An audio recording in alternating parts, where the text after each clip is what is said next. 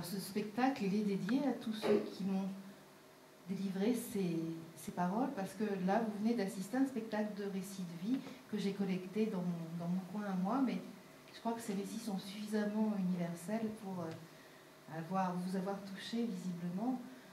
Faut savoir que les 3/4 des gens qui m'ont délivré ces histoires sont partis rejoindre le patron et qu'il était urgent de faire cet acte de collectage de mémoire.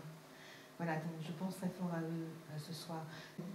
Non, c'est un calme, c'est un tendre. Et puis, je crois qu'on se ressemble un petit peu avec Léo. Vous voyez, par exemple, moi, les poches de mon tablier, elles sont toujours pleines de cochonneries.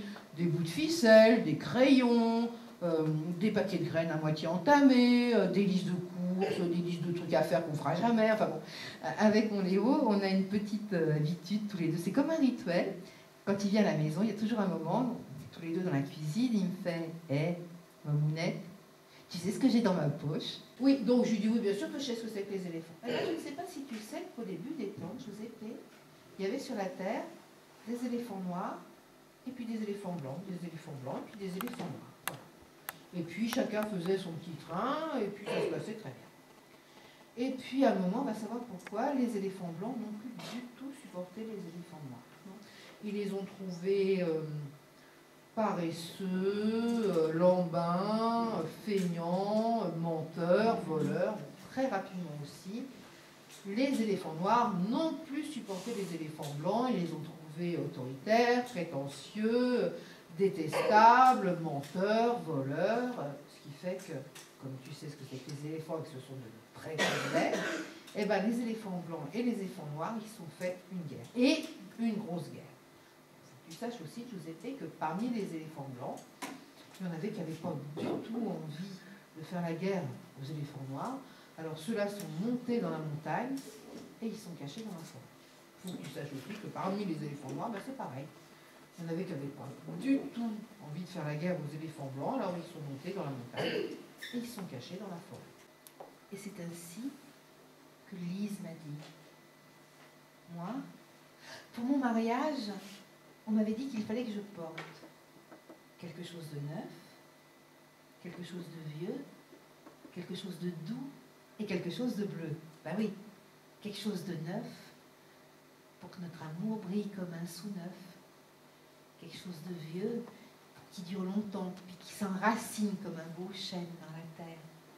Quelque chose de doux pour avoir de beaux enfants. Puis quelque chose de bleu pour... Et moi, hein, qu'est-ce que tu veux? Et je me suis sentie tomber dessus quelque chose de l'ordre de la vocation, tu vois. Oh, elles étaient belles mes chaussures, je faisais rien que les cirer. Ma mère me disait, bah arrête couillard, tu vas les user. Oh. Le père Larigot, il avait du bien, de la terre surtout, un peu de vigne, mais surtout les sous, il les aimait beaucoup, tu vois. Et nous autres, enfants de cœur, on avait le droit de partager la quête uniquement les jours de mariage. Je peux te dire qu'ici, des mariages, il n'y en avait pas chaque semaine. Hein. Premier mariage, qu'on se fait boudu.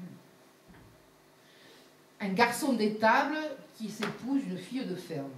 Pour te dire des miséreux ou presque, avec la quête, on se retrouve avec de quoi s'acheter une bouteille de limonade et un paquet de billes de chocolat, et encore pas de quoi se faire la crise de foie. Tu sais.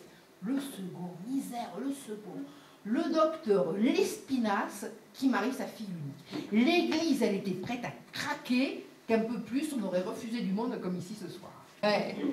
C'est bête la vie, vois comme c'est, parce que imagine que maintenant que j'habite derrière l'école, ça fait un moment que j'y vais plus. Alors que quand j'étais gosse, avec ma soeur Marie, eh bien, on habitait de l'autre côté du village, derrière le moulin. 4 km. 4 km aller, 4 km retour.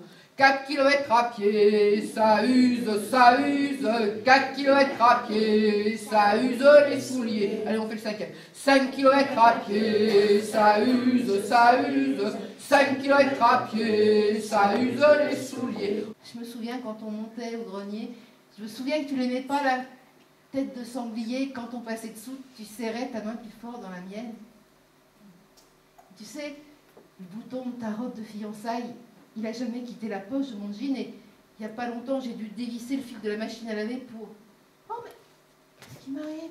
Ah, ok, patron, c'est bon, je remonte.